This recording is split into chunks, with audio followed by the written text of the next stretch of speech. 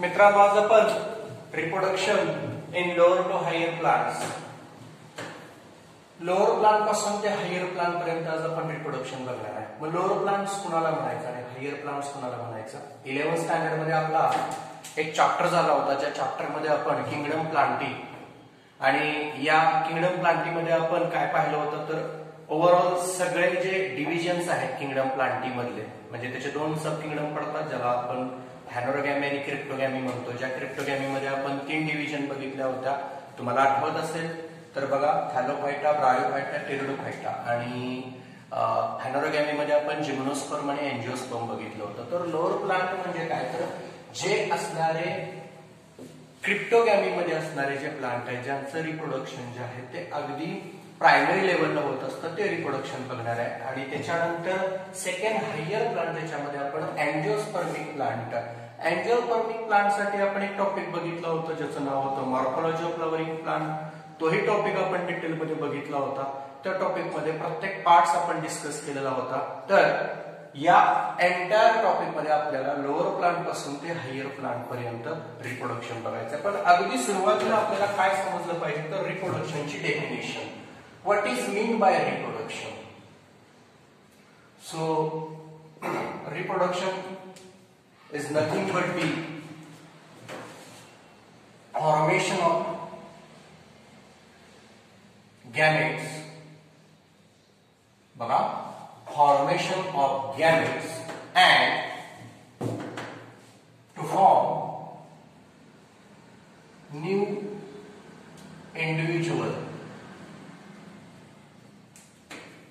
individual, that is reproduction.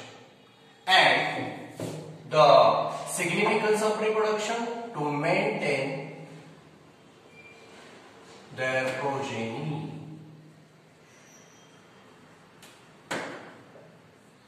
What is progeny?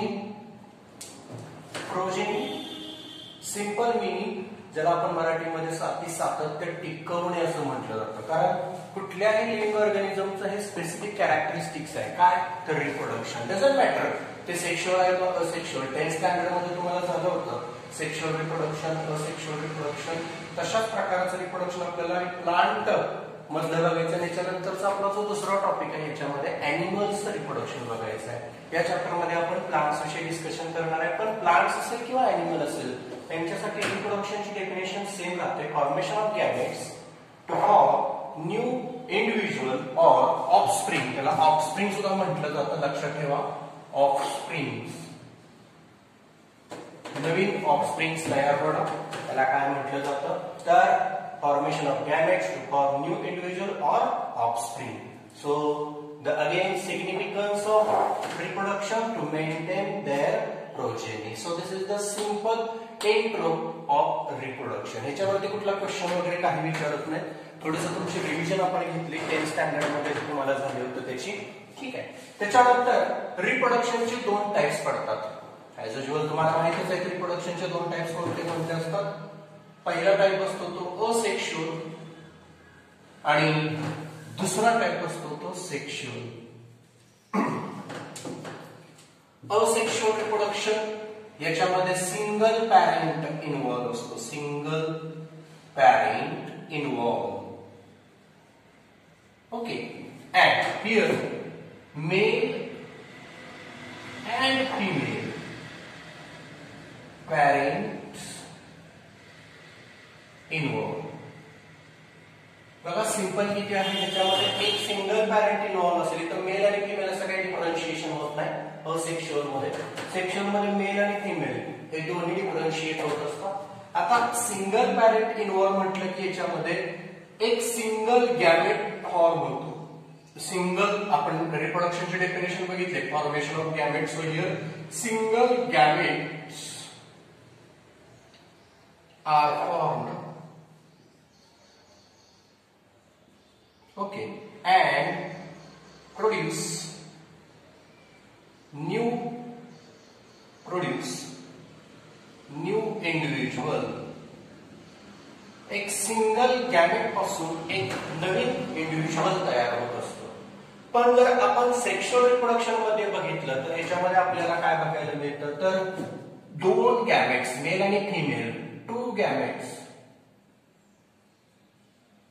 R fertilizer of each other and form new offspring.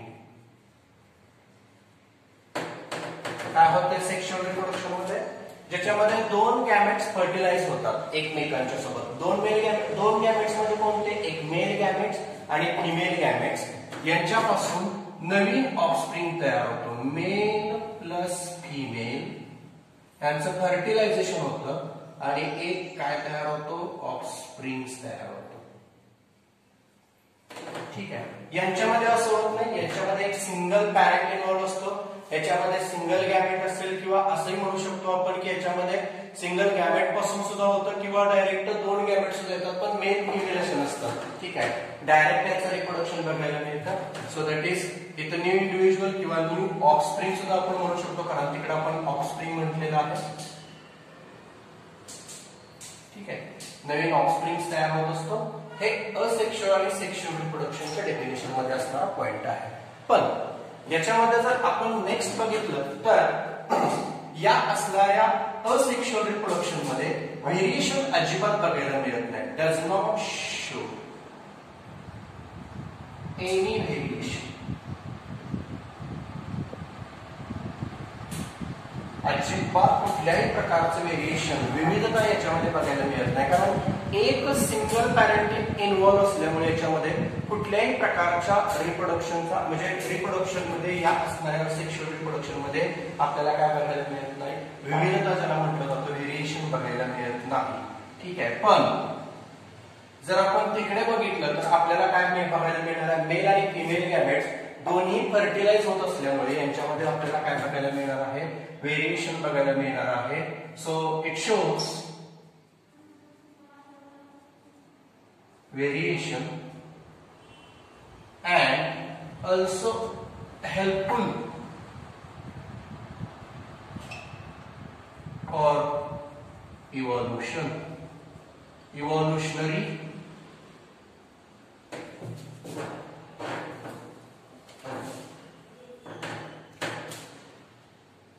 for phylogenetic असं म्हणू आपण, phylogenetic characters. आता phylogenetic characters म्हणजेच काय, bracket मध्ये evolutionary character आपल्याला याच्यामध्ये बघायला मिळतात. ठीक आहे. कारण इथं काय झालेलं आहे, मेल आणि फिमेल या दोघांचं फर्टिलायझेशन झाल्यामुळे प्रत्येक ठिकाणी आपल्याला व्हेरिएशन बघायला मिळतं. प्रत्येक पिढीमध्ये जनरेशन टू जनरेशन जसं पिढी पुढे पास होईल तशा पद्धतीनं आपल्याला काय बघायला मिळणार आहे, इव्होल्युशन बघायला मिळणार आहे. तुम्हाला माहित आहे आपले जे पूर्वज आहेत एप लाईक एनिमल ज्याला आपण गोरिला चिंपांझी म्हणतो, त्याच्या आधीचे असणारे मंकीज. ठीक आहे. इथून आपलं इव्होल्युशन होत गेलं. याचा अर्थ सेक्शुअल रिप्रोडक्शन जर असेल तर प्रत्येक टप्प्यामध्ये इव्होल्युशन होत जातं, ज्याला फायलोजेनेटिक कॅरेक्टर्स असं म्हटलं जातं. आता इथं सिंगल गॅमेट किंवा सिंगल पॅरेंट, ठीक आहे, तर सिंगल गॅमेट असं म्हणण्यापेक्षा फक्त गॅमेट्स आर फॉर्म्ड म्हटलं तरी चालेल, कारण इथे एक सिंगल गॅमेट म्हटलं की फक्त एन येतो. फक्त गॅमेट्स आर फॉर्म्ड, याच्यात गॅमेट्स तयार होतात सिंगल पॅरेंटचे. ठीक आहे. आणि सिंगल पॅरेंटचे गॅमेट्स तयार झाल्यानंतर नवीन रिप्रोडक्शन होतं ज्याला आपण असेक्शुअल म्हणतो. आता इथं एक सिंगल पॅरेंट इन्व्हॉल्व असल्यामुळे याला दुसरं एक टर्म म्हटलं जातं, याला क्लोन असं म्हटलं जातं. काय म्हणतात, क्लोन. क्लोन म्हणजे हुबेहूब, identical.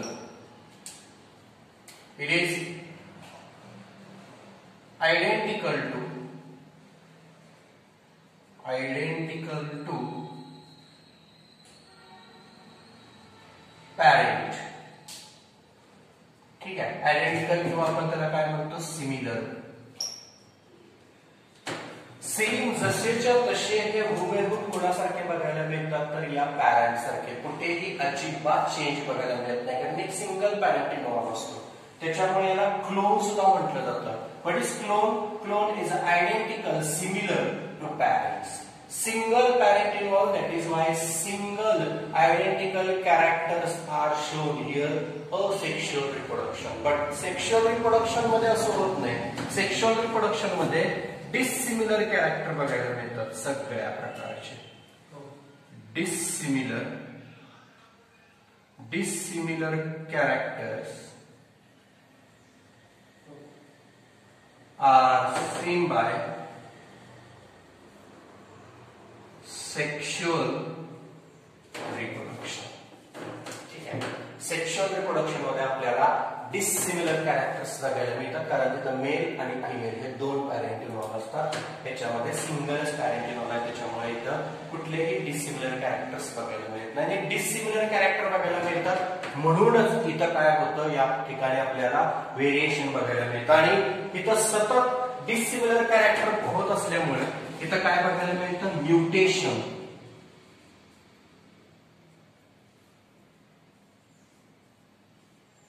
This term is very important, mutation. ठीक आहे. म्युटेशन वरती आपण एका दुसऱ्या टॉपिक मध्ये खूप डिटेल मध्ये डिस्कशन करणार आहे, पण सुरुवातीला तुम्हाला म्युटेशन ही टर्म समजली पाहिजे. Mutation is nothing but the sudden change to particular our body structure. ठीक आहे. आपल्या बॉडीमध्ये किंवा कुठल्याही ऑर्गॅनिझमच्या बॉडीमध्ये अचानकपणे काय होतं तर बदल होतो, ज्याला मराठीमध्ये उत्परिवर्तन म्हटलं जातं. उदाहरणार्थ आपले जे पूर्वज असतील, माकड असतील, त्यांना शेपटी होती, आपल्याला आहे का शेपटी नाही. आता फक्त काय आहे, आपल्याला माकड हाड आहे, ज्याला आपण कोकायशियल बोन म्हणतो. याचा अर्थ शेपटी होती पण शेपटी निघून गेली, याचा अर्थ हे काय झालेलं आहे, म्युटेशन झालेलं आहे. कदाचित आता आपल्याला माकड हाड बघायला मिळते, पण कालांतराने हे जे माकड हाड आहे हे काही हजार वर्षांनी हेही निघून जाणार आहे. म्हणजे एखादा बॉडीचा पार्ट जो असतो तो सडनली रिमूव्ह होतो, ज्याला आपण काय म्हणतो, म्युटेशन म्हणतो. हे जेनेटिक लेवलला म्युटेशन होत असतं. कशा पद्धतीने म्युटेशन होतं याच्यासाठी वेगळा टॉपिक आहे, पण सेक्शुअल रिप्रोडक्शन मध्ये म्युटेशन जास्त प्रमाणामध्ये बघायला मिळते as compared to asexual reproduction. Okay, so this is the simple difference between asexual reproduction and sexual reproduction. सुरुवातीला आपण काय करणार आहे आज, तर असेक्शुअल रिप्रोडक्शन पुन्हा कुठल्या कुठल्या प्लांट मध्ये कशा पद्धतीने होतं ते बघणार आहे. आणि नेक्स्ट लेक्चरला आपण काय करणार आहे डिटेल मध्ये, कारण आपल्याला एनसीईआरटी मध्ये जर बघितलं आपण तर एनसीईआरटी मध्ये फक्त सेक्शुअल रिप्रोडक्शन इन प्लांट असं टॉपिकचं नाव आहे. असेक्शुअलचा काही संबंध नाही. तर का असं झालेलं आहे, कारण मॉर्फोलॉजी फ्लॉवरिंग प्लांट मध्ये आपण बरेचसेच असेक्शुअल रिप्रोडक्शनचे टाइप्स डिस्कस केलेले आहेत. म्हणून एनसीईआरटी मध्ये असेक्शुअल रिप्रोडक्शन नाही, पण आपल्याला स्टेट बोर्डच्या सिलेबस मध्ये असेक्शुअल रिप्रोडक्शनचे काही प्रकार दिलेले आहेत, त्याचे सब टाइप्स कोणकोणते असतात असेक्शुअल रिप्रोडक्शनचे, जे तुम्हाला 10th स्टँडर्ड मध्ये पण झालेले आहेत. ते काही रिपीट होतील, तुम्हाला काही नवीन एक दोन कॅरेक्टर्स बघायला मिळतील. आणि त्याच्यानंतर मग नेक्स्ट लेक्चरला आपण काय करणार आहे, सेक्शुअल रिप्रोडक्शन बघणार आहे. ठीक आहे. तर हा एंटायर जो चार्ट आहे तुम्हाला दिसतो तुमच्या समोर, हा सगळा जो आहे तो एक्झॅक्ट आपल्याला काय करतो तर फरक दाखवतो सेक्शुअल आणि असेक्शुअलचा. हा अर्थ मी एका बाजूला बनवतो, तुम्ही स्क्रीनशॉट काढून घ्या, लगेच मग आपण काय करू, असेक्शुअल रिप्रोडक्शनचे टाइप्स डिस्कस करू. ओके, ठीक आहे. तुम्ही स्क्रीनशॉट काढून घेतला असेल आय होप. तर त्याच्यानंतर आपण काय करणार आहे, तर असेक्शुअल रिप्रोडक्शनचे सगळे टाइप्स डिस्कस करणार आहे. स्क्रीनशॉट याच्यासाठी काढून घ्या म्हटलं तुम्हाला, कारण आपलं रेकॉर्डिंग लेक्चर आहे आणि स्क्रीनशॉट काढून घेतल्यानंतर तुमच्या नोटबुक मध्ये हे जे आपले पॉइंट्स आहेत ते तुम्ही पॉइंट सगळे नोट डाऊन करू शकता. ठीक आहे. तर आता आपण असेक्शुअल रिप्रोडक्शन जो आहे त्याचे टाइप्स डिस्कस करणार आहे. Okay, so first asexual reproduction. आता असेक्शुअल रिप्रोडक्शन काय असते, आताच आपण बघितलं, सिंगल पॅरेंट इन्व्हॉल्व असते याच्यामध्ये. ठीक आहे. मग आता असेक्शुअल रिप्रोडक्शन मध्ये कोणकोणते टाइप्स पडतात ते आपल्याला सुरुवातीला काय करायचं आहे, डिस्कस करायचं आहे. तर याच्यामध्ये पहिला टाइप जो पडतो तो आहे फ्रॅगमेंटेशन.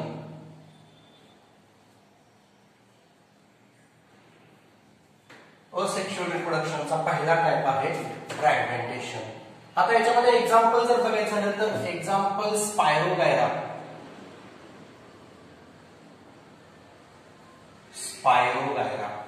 आता स्पायरोगायरा तुम्हाला माहित असेल अल्गी मध्ये येतो, हॅलोफायटा. मगाशीच मी म्हटलं तुम्हाला, जे लोअर प्लांट आहेत, लोअर प्लांट कोणाला म्हणायचं तर kingdom plantae divided by 2 sub kingdom cryptogamae and phanerogamae. आणि क्रिप्टोगॅमीमध्ये येणारा पहिला खालपायटा अल्गी ज्याला आपण म्हणतो, शैवाळवर्गीय वनस्पती, ज्याच्यामध्ये बेस्ट एक्झाम्पल आहे स्पायरोगायरा. या स्पायरोगायरामध्ये काय होत असतं तर त्याचं रिप्रोडक्शन जे आहे ते कशा पद्धतीने होत असतं, फ्रॅगमेंटेशन. थिन फिलामेंटस बॉडी बघायला मिळते स्पायरोगायराची अशा पद्धतीची, असे फिलामेंटस बॉडी स्पायरोगायराची बघायला मिळते. आणि या स्पायरोगायराचे काय पडतात, असे फ्रॅगमेंट, असे कट फ्रॅगमेंट होतात. एक एक फ्रॅगमेंट जसा कट होईल तशा पद्धतीने काय होतं, यांचं रिप्रोडक्शन होतं. म्हणजे बॉडीच्या यांच्या थिन फिलामेंटस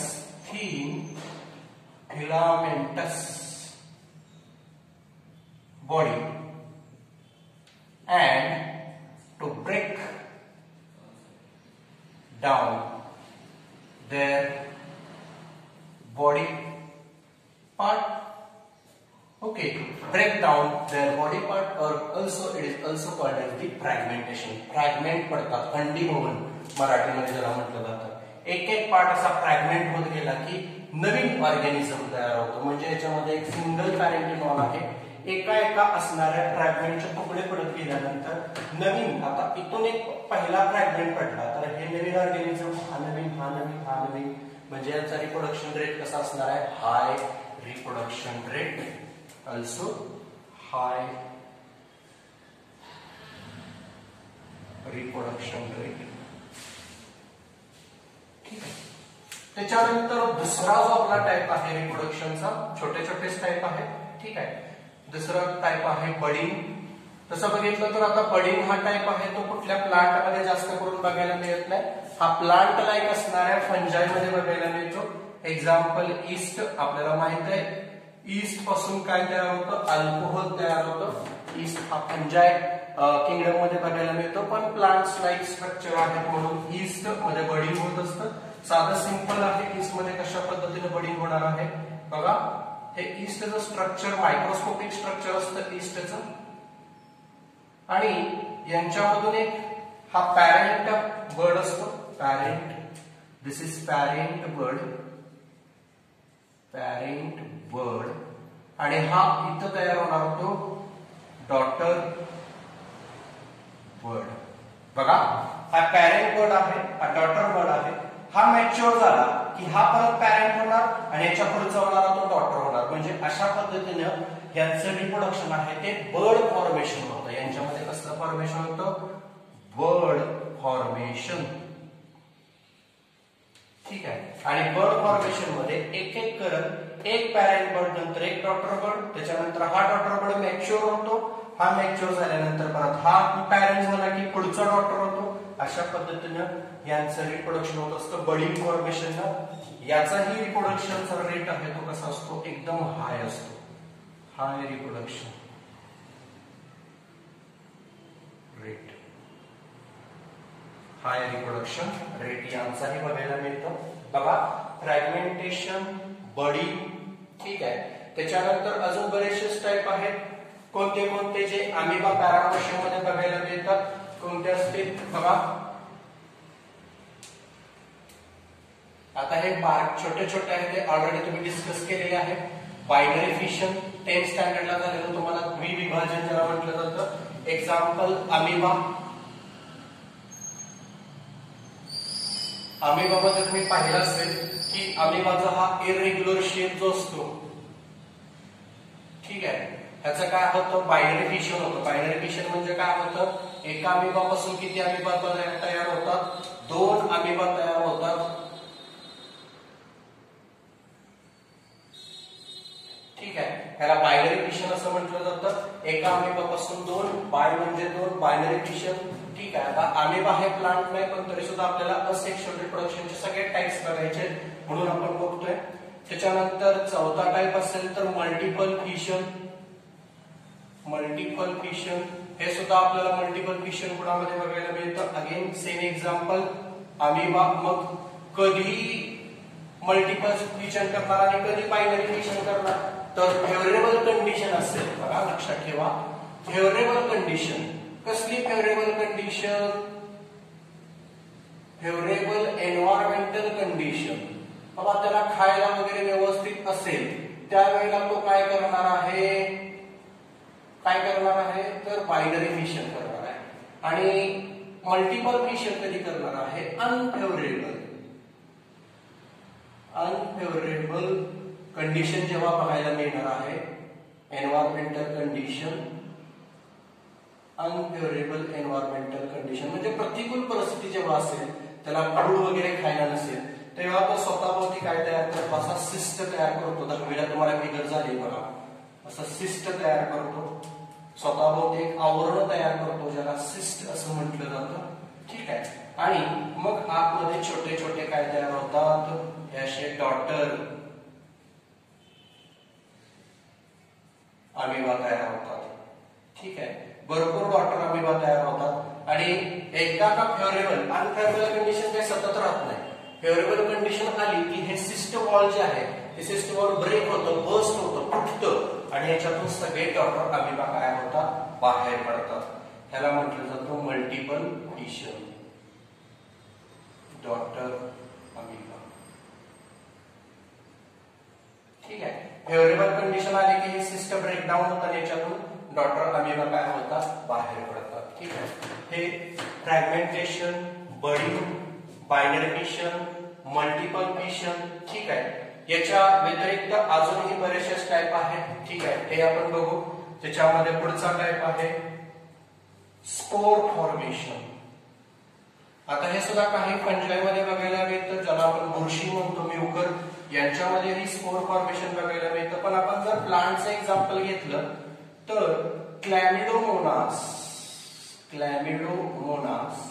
हा एक लोअर प्लांट आहे ठीक आहे अल्गीज आहे हा सुद्धा युनिसेल्युलर असणारा स्ट्रक्चर या क्लॅमिडोमोनासचा ज्याच्यामध्ये ह्यांच्या स्पोरेंजी असतो हे असे स्पोरेंजी असतं याला स्पोरेंजी असं म्हटलं जातं एक कवरिंग जसं याचं सिस्ट बघायला मिळतं तसं यांच्यामध्ये असे स्पोरेंजिया बघायला मिळतो आणि या स्पोरेंजियामध्ये छोटे छोटे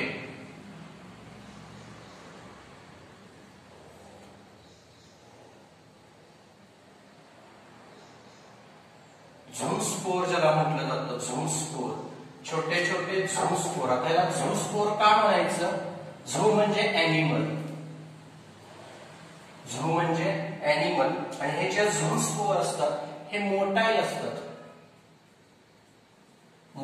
आता मोटाईल म्हणजे काय हालचाल करणारे मोटाईल झूस्पोर असतात जे काय होत असतात तर या स्पोरेंजिया ब्रेक झाल्यानंतर याच्यातून बाहेर पडतात हे असे ठीक आहे हे असे झूस्पोर बाहेर पडतात आणि हे झूस्पोर जे असतात त्यापासून नवीन इंडिव्हिज्युअल तयार होतो new individual form new offspring पण म्हणा त्याला आपण न्यू इंडिव्हिज्युअलला ऑफस्प्रिंग म्हणतो ऑफस्प्रिंग्स फॉर्म हे मोटाईल असतात म्हणजे या स्पोरेंजियामधनं एकदा का फुटले की हे बाहेर पडले की हे हालचाल करू शकतात आणि हालचाल करत हे स्पोर दुसरीकडे वाढत जातात आणि एक एक स्पोर नवीन ऑर्गॅनिझम म्हणजे हा एक सिंगल जो स्पोर आहे त्याला आपण एक नवीन ऑर्गॅनिझम म्हणू म्हणजे यांचाही प्रोडक्शनचा रेट कसा असतो जास्त ह्याच्यामध्ये बघायला मिळतो ठीक आहे हा एक टाइप आहे स्पोर फॉर्मेशन याच्यानंतर नेक्स्ट टाइप आहे या बाजूला घेतोय मी त्याचं मीनिंग समजलं का एक्झाम्पल क्लॅमिडोमोनास उच्चार व्यवस्थित करायचं म्हणजे स्पेलिंग लिहायला येतं क्लॅमिडोमोनास मध्ये हा स्पोरेंजी असतो म्हणजे एक पिशवी असते सॅक लाईक स्ट्रक्चर असतं ठीक आहे त्याला बीजाणुधानी पण म्हटलं जातं ठीक आहे स्पोर म्हणजे सीड लाईक स्ट्रक्चर ठीक आहे पण ऍक्च्युअल सीड नाहीये हा स्पोरेंजिया जो आहे कडेचा याच्या आतमध्ये हे झू स्पोर असतात झू म्हणजे अॅनिमल हालचाल करू शकतात म्हणून याला झू स्पोर म्हणतात कारण हे हालचाल करतात आणि हालचाल करून मायग्रेट होतात एका जागेवरून दुसऱ्या जागेवरती जातात आणि हा सिंगल एक असणारा झू स्पोर आहे हा सिंगल झू स्पोर एक नवीन इंडिव्हिज्युअल म्हणून जन्माला येतो नवीन इंडिव्हिज्युअल म्हणजे एक नवीन सजीव असे किती भरपूर झू स्पोर असतात म्हणजे यांचाही रिप्रोडक्शनचा रेट असतो तो जास्त असतो एक्झाम्पल कोणतं स्पोर फॉर्मेशन मध्ये क्लॅमिडोमोनास अशा प्रकारचे स्पोर फॉर्मेशन म्युकर मध्ये बुरशीमध्ये सुद्धा बघायला मिळतात पण ते किंगडम फंजाई मध्ये आहे ठीक आहे म्हणून मी इथे मुद्दाम ते एक्झाम्पल घेतलं नाही फक्त क्लॅमिडोमोनास घेतलं ठीक आहे त्याच्यानंतर नेक्स्ट असेक्शुअल रिप्रोडक्शनचा टाइप आहे फार तर तुम्हाला पाहिजे असेल तर लिहून ठेवा म्युकर बुरशी शिजरा म्हणतो आपण. त्याच्यानंतर नेक्स्ट टाईप आहे कोनिडिया. Conidia formation. आता कोनिडिया फॉर्मेशन मध्ये काय तयार होतात, जसे यांच्यामध्ये झू स्पोर तयार होतात तसे कोनिडिया फॉर्मेशन मध्ये कोनिडिओफ्लोर तयार होतात. कोनिडिओफ्लोर्स आर फॉर्म. हे कोनिडिओफॉर्म होतात आणि एक नवीन ऑफस्प्रिंग तयार होतो. कोनिडिओफ्लोर्स. आता हे कुणामध्ये बघायला मिळतात कोनिडिओफ्लोर? एक्झाम्पल कोनिडिया फॉर्मेशनचं पेनिसिलिन. पेनिसिलिन सुद्धा काय आहे, एक फंजाय आहे. ठीक आहे. जगामध्ये पहिल्यांदा कोणतं अँटीबायोटिक कोणत्या फंजायपासून तयार केलं असेल तर ते पेनिसिलिन. हे जे पेनिसिलिन आहे या पेनिसिलिनचा जो रिप्रोडक्शनचा टाईप आहे तो असेक्शुअल आहे आणि असेक्शुअल मध्ये सब टाईप त्याचा कोणता असतो तर कोनिडिया फॉर्मेशन. कोनिडिया म्हणजे जसं हे स्पोरेंजिया आहे तसे कोनिडिया असतात आणि त्या कोनिडियामध्ये कोनिडिओफ्लोर्स असतात. हे कोनिडिओफ्लोर्स तयार झाले की एक नवीन इंडिव्हिज्युअल तयार होतो. यांचाही रिप्रोडक्शनचा रेट खूप मोठा आहे कारण हे कोनिडिओफ्लोर्स भरपूर तयार होतात आणि प्रत्येक कोनिडिओफ्लोर्स पासून वेगवेगळ्या प्रकारचे काय होतात, नवीन ऑफस्प्रिंग तयार होत असतात. That is conidia formation. त्याच्यानंतर नेक्स्ट रिप्रोडक्शनचा टाईप आहे गेम्यूल फॉर्मेशन.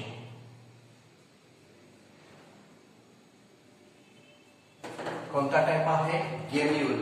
आता तसं बघितलं तर आपण प्लांट्सचं बघतोय रिप्रोडक्शन, पण तुम्हाला मी जसं म्हटलं की याच्यानंतर तुम्हाला अॅनिमल रिप्रोडक्शनचा टॉपिक आहे. त्याच्यामध्ये आपण काही असेक्शुअल काही अॅनिमल मध्ये कसं रिप्रोडक्शन होतं बघतो. पण गेम्यूल फॉर्मेशन हे का अॅनिमल मध्ये होत असतं. कुणामध्ये होतं गेम्यूल फॉर्मेशन बघा, स्पॉन्जेस. कोणत्या फायलम मध्ये तो स्पॉन्जेस? परत टॉपिक आठवा 11th स्टँडर्डचा किंगडम ॲनिमालिया, ज्याच्यामध्ये 2 फायलम्स असतात, कॉर्डेट आणि नॉन कॉर्डेट. आणि नॉन कॉर्डेट मध्ये असणारा एक पहिला फायलम ज्याला आपण काय म्हणतो, पोरीफेरा. ठीक आहे. या पोरीफेरा मध्ये स्पॉन्जेस मध्ये आपल्याला काय बघायला, जो ॲनिमल आहे या स्पॉन्जेस मध्ये गेम्यूल फॉर्मेशन. आता गेम्यूल फॉर्मेशन कशा पद्धतीचं असतं बघा. गेम्यूल फॉर्मेशन जसं हे अमिबामध्ये मल्टिपल फिजन होतं तशाच प्रकारचं असतं, फक्त जरा थोडंसं वेगळं बघायला मिळतं.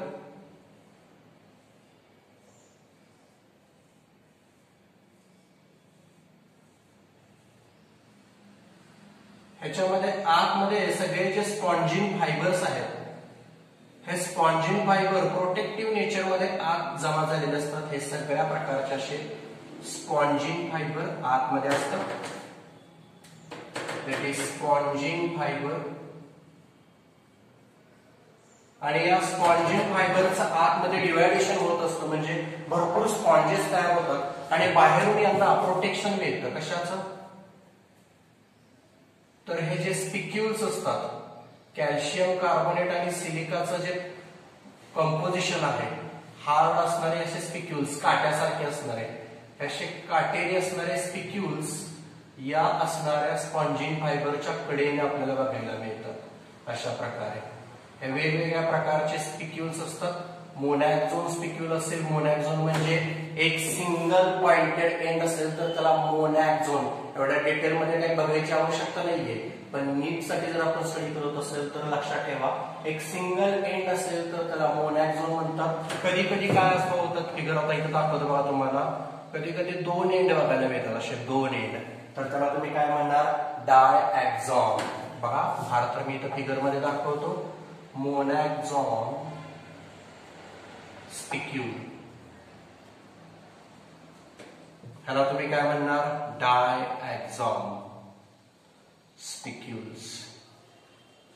ठीक आहे. स्पिक्यूल काटरी स्ट्रक्चर 3 असेल तर आता आवश्यकता नाही, मला वाटत नाही लिहायची, लगेच लक्षात येईल तुमच्या. 3 असतील तर काय म्हणणार तुम्ही, ट्रायॲक्झॉन. 4 असतील असे कॉर्नर, 4 एंड असतील तर तुम्ही त्याला काय म्हणणार, टेट्रॅक्झॉन. असे टाइप्स पडतात. आणि हे सगळे स्पिक्युल्स जे आहेत, हे स्पिक्युल्स या स्पॉन्जिन फायबरच्या कडेने असे त्याला प्रोटेक्ट करतात आणि आतमध्ये नवीन काय तयार होतात, हे असे स्पॉन्जेस तयार होतात. ठीक आहे, that is gemmule formation. Okay, आणि त्याच्यानंतर शेवटचा जो टाइप आहे 7वा, ज्याला व्हेजिटेटिव्ह प्रोपॅगेशन, व्हेजिटेटिव्ह प्रोपॅगेशन किंवा रिप्रोडक्शन असं सुद्धा म्हणतात. प्रोपॅगेशन म्हटलं की बरेचसे मुलं कन्फ्युज होतात, हा काय प्रकार आहे. व्हेजिटेटिव्ह रिप्रोडक्शन लिहिलं तरी चालेल. ठीक आहे, असं काही नाही की प्रोपॅगेशनच लिहायला पाहिजे, ज्याला आपण मराठीमध्ये शाकीय प्रजनन म्हणतो. आता हे जे व्हेजिटेटिव्ह प्रोपॅगेशन आहे यांच्यामध्ये 3 प्रकारे रिप्रोडक्शन होत असतं. कशा कशा प्रकारे गेल्या वर्षी मॉर्फॉलॉजी मध्ये आपल्याला सांगितलं आहे. पहिला थ्रू रूट, त्याच्यानंतर सेकंड थ्रू स्टेम, आणि तिसरा जो प्रकार आहे ज्याला आपण काय म्हणणार आहे तर थ्रू लीफ. ठीक आहे, रूट पासून बऱ्याच वेळेला असं होतं की प्लांटचे रूट कट केले जातात, मुळाचा पोर्शन कट केला जातो आणि तो जमिनीमध्ये सोईंग केला जातो किंवा पेरला जातो. त्या रूट पासून काय होतं, नवीन रिप्रोडक्शन होतं. याच्यामध्ये जर एक्झाम्पल बघितलं आपण तर याच्यामध्ये एक्झाम्पल येतं ब्लॅकबेरी, माहित असेल तुम्हाला, ज्याला ब्लॅकबेरी म्हणजे करवंद. ठीक आहे, ब्लूबेरी असेल तर त्याला जांभूळ असं म्हटलं जातं.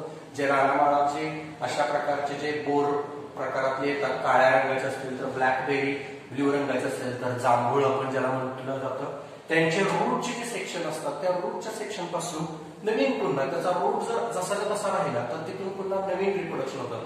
तसं बघितलं तर बरेचसे प्लांट आहेत जे मुळासहित जर कट केले नाही तर पुन्हा त्याला काय होतं, ती मुळाला नवीन वनस्पती शूट सिस्टीम डेव्हलप होते, पुन्हा स्टेम डेव्हलप होतात, परत ब्रांचेस येतात, परत फुलं पानं सगळे स्ट्रक्चर डेव्हलप होत असतात. स्टेम आपण आता तुम्हाला माहितीच आहे, स्टेम मध्ये एक्झाम्पल कोणतं तर आपण शुगर केन, त्याला आपण ऊस म्हणतो. ऊसाच्या काय करतो आपण, कांड्या लावतो नाही का, पोटॅटो असेल. ठीक आहे, त्याच्यामध्ये आईस फॉर्मेशन झालेले असतात, आईस, आणि ते लावल्यानंतर पुन्हा त्याच्यापासून नवीन रिप्रोडक्शन होतं, म्हणजे स्टेम पासून होणार रिप्रोडक्शन. त्याचबरोबर दुसरे एक्झाम्पल स्टेम पासून झाले तर गुलाबाच्या कांड्या लावता तुम्ही, बरोबर, कट करून, ते सुद्धा एक्झाम्पल आहे. म्हणजे रोज, शुगर केन, बरेचसे एक्झाम्पल्स याच्यामध्ये येतात ज्यांचं रिप्रोडक्शन जे आहे ते स्टेम पासून होत असतं. लीफ पासून होणार म्हणजे पानाला छोटी छोटी पानं येतात, ज्याचं एक्झाम्पल आपण जर बघितलं लीफचं,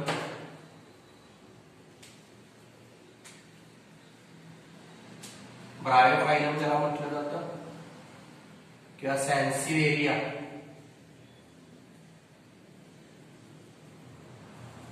ठीक आहे, याच्यामध्ये आपल्याला बघायला मिळतं ब्रायोफायलम पण एक्झाम्पल आहे. पानफुटी म्हणतात त्याला मराठीमध्ये, पानफुटी. पानफुटी म्हणजे पानाला पाने येतात. ठीक आहे, आणि नवीन वनस्पती म्हणजे पानफुटी पण असेल, आणि सॅन्सिवेरियामध्ये तर अख्खा लीफचा पोर्शन फक्त कट करून लावला तरी त्याच्यापासून नवीन वनस्पती तयार होत असते, सॅन्सिवेरिया.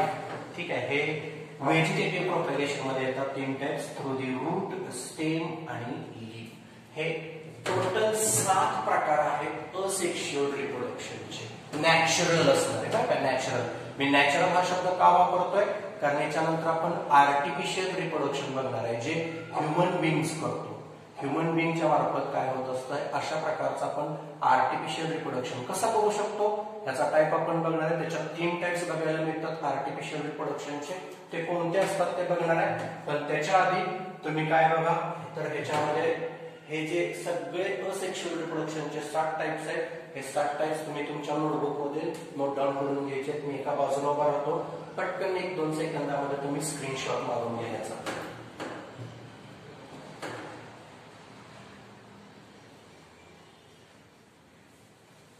ओके, घेतला असेल तर इथं असेक्शुअल रिप्रोडक्शनचा नॅचरल टाइप कंप्लीट झालेला आहे.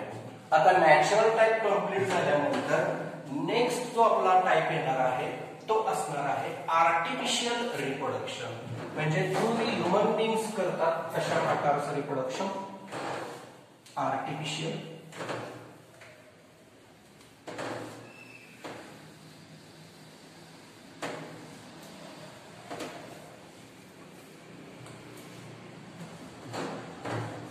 Artificial reproduction. मी त्याला 8वा टाईप देतो कारण आपण मगाशी 7 बघितलेले आहे.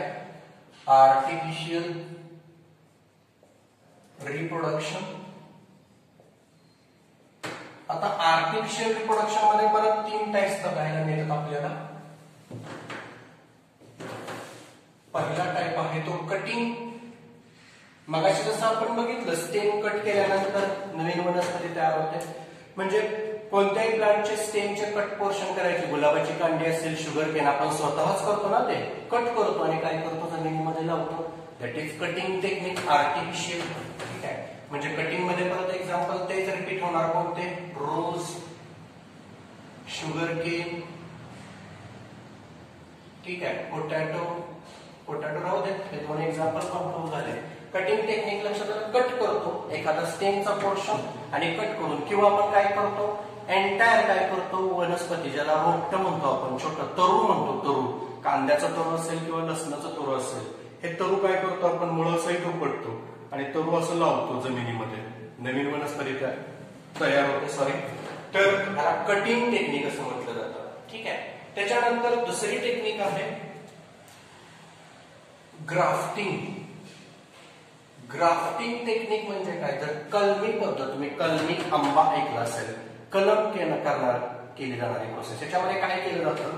2 different plant, 2 plants taken by and 2 plant घेतले जातात. त्याच्यामध्ये काय केलं जातं बघा. तर स्टेम पोर्शन कट. स्टेमचा पोर्शन काय केला जातो? कट केला जातो, ज्याला स्टॉक असं म्हटलं जातं. ठीक आहे. आणि परत अँड जॉईन रूट पोर्शन, ज्याला सीझॉन असं म्हटलं जातं. सीओन. ठीक आहे. म्हणजे काय करायचं बघा. इथं फॉर एक्झाम्पल तुम्हाला दाखवतो बघा. हा एखादा स्टेमचा पोर्शन आहे. ठीक आहे. इथं काय करायचा? कात्रीनं किंवा कात्रीनं काय करायचा? स्टेमचा हा छोटासा हा असा पोर्शन आहे, हा कट करायचा. कट दिस पोर्शन, ह्याला काय म्हणायचं? स्टॉक.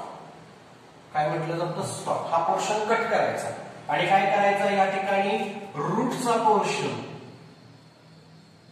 रूट पोर्शन जॉईन करायचं, ज्याला सीओन असं म्हणायचं.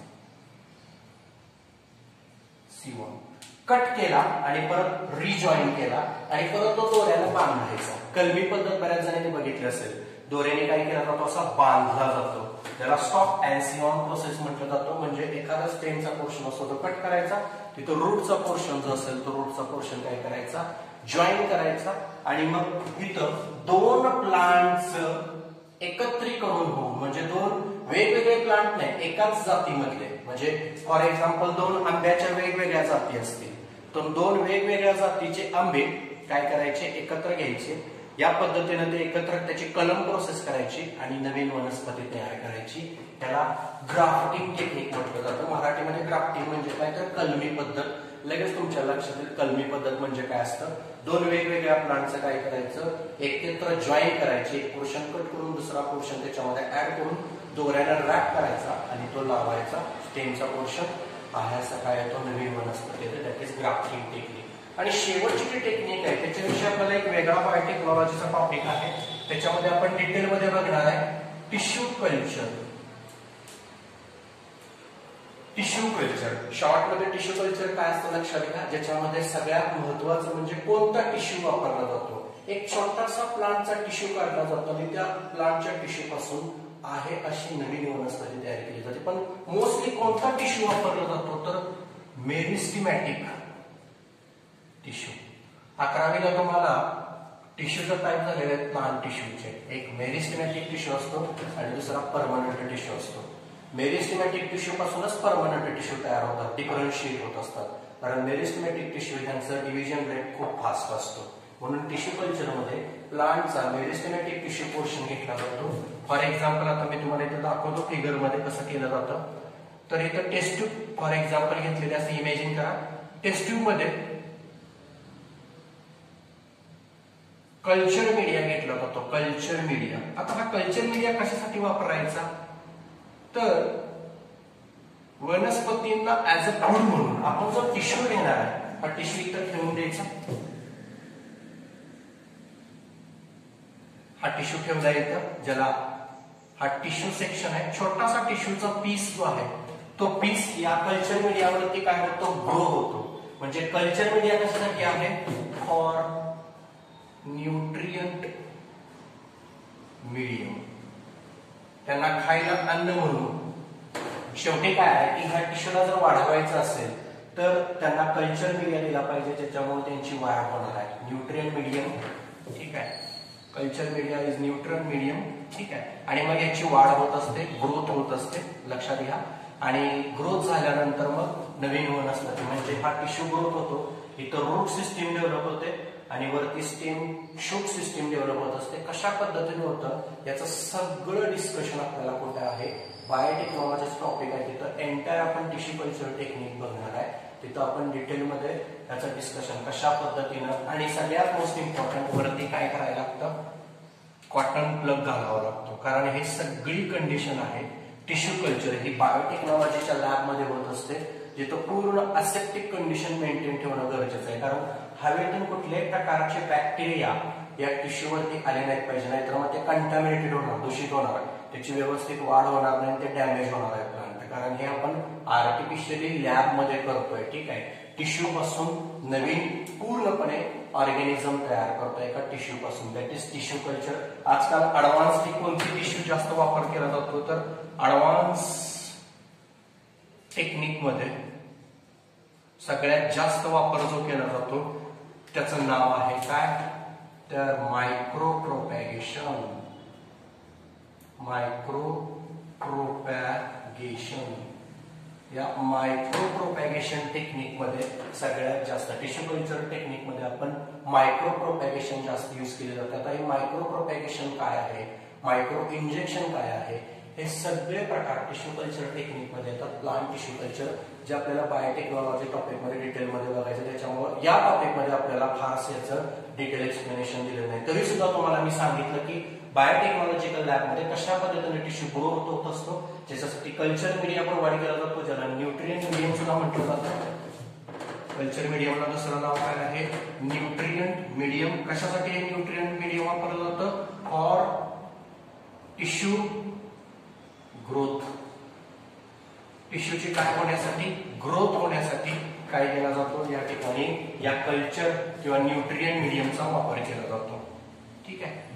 अशा पद्धतीने इथं असेक्शुअल रिप्रोडक्शन मध्ये असणारा हा शेवटचा जो आर्टिफिशियल रिप्रोडक्शन आहे तो इथं कंप्लीट झालेला आहे. इथं सगळा असेक्शुअल रिप्रोडक्शनचा पार्ट संपलेला आहे. आता आपल्याला डिटेलमध्ये हायर प्लांट मध्ये म्हणजे अँजिओस्पर्मिक प्लांट मध्ये जे सेक्शुअल रिप्रोडक्शन होतं, त्या सेक्शुअल रिप्रोडक्शनचं सगळं स्ट्रक्चर आपल्याला काय करायचं आहे, डिस्कस करायचं आहे. आज आपण फक्त काय करणार आहे, तर सेक्शुअल रिप्रोडक्शन म्हटलं की आपल्या डोळ्यासमोर काय येतं, तर फ्लावर. फ्लावरचं स्ट्रक्चर कसं असतं, काय असतं, हे आपण 12वीला बघितलेलं आहे. त्याचं नॉर्मल इंट्रो बघणार आहे आणि नेक्स्ट लेक्चर पासून आपण सगळे पॉइंट डिस्कस करणार आहे. हा असेक्शुअल रिप्रोडक्शनचा शेवटचा जो टाइप आहे आर्टिफिशियलचा, त्याचे परत 3 टाइप्स पडतात. याचा स्क्रीनशॉट पटकन काढून घ्या.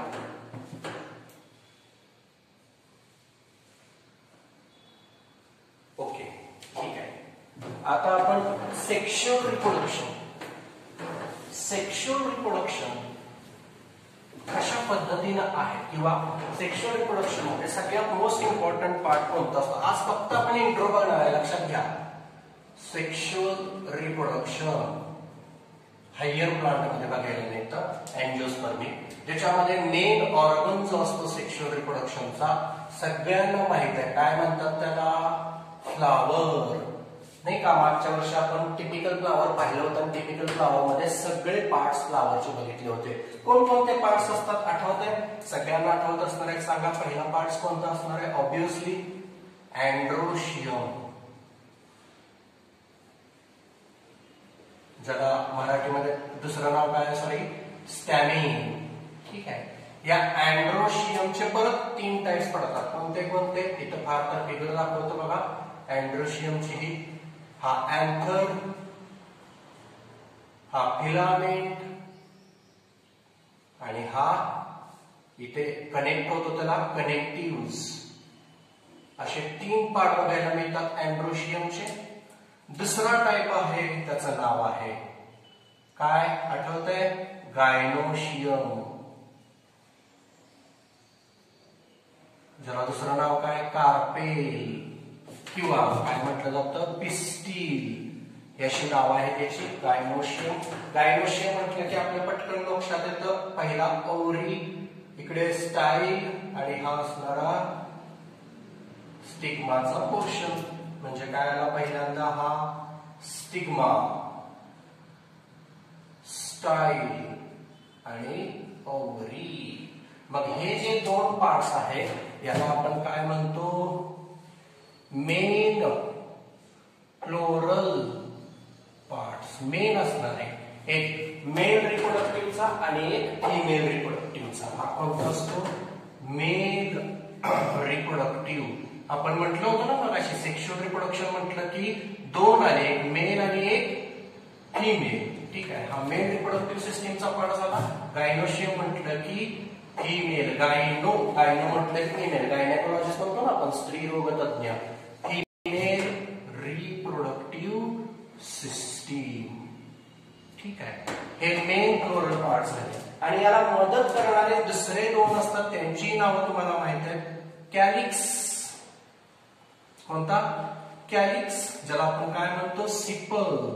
नाही का? ग्रीन कलर मध्ये बघायला मिळतात मोस्टली. स्कॅलिक्स असतात ते. ठीक आहे. आणि दुसरा शेवटचा टाइप आहे तो कोणता? पिटल. ज्याला आपण फुलांच्या पाकळ्या म्हणतो. वेगवेगळ्या. आपला शेवटचा जो ऍक्सेसरी फ्लोरल पार्ट्स आहे तो कोणता आहे? पिटल. ब्राईट कलर मध्ये बघायला मिळतो. पॉलिनेशन साठी हे 2 मदत करत असतात खास करून. मग आता कशा प्रकारचं रिप्रोडक्शन आपल्याला बघायला मिळणार आहे सेक्शुअल, त्याचं सगळं डिस्कशन आपण नेक्स्ट लेक्चरला करणार आहे. आज फक्त आपण काय केलं? असेक्शुअल रिप्रोडक्शनचे सगळे टाइप्स डिस्कस केले. सेक्शुअल रिप्रोडक्शन मध्ये मेन ऑर्गन फ्लावर असतो. त्या फ्लावरचे 4 पार्ट्स कोणते कोणते फ्लोरल पार्ट्स असतात? तर 2 main floral parts androecium, gynoecium आणि ऍक्सेसरी असणारा कॅलिक्स आणि पिटल. सॉरी, पिटल डबल झालेला आहे. सॉरी, याला कॅलिक्स आणि काय म्हटलं जातं? कोरोला. काय म्हणतात? कोरोला. ठीक आहे. तर हे 4 पार्ट्स आहेत. याचाही स्क्रीनशॉट काढून घ्या. नेक्स्ट लेक्चरला आपण डिटेलमध्ये सेक्शुअल रिप्रोडक्शन काय करणार आहे? ठीक आहे. ओके, स्क्रीनशॉट घ्या.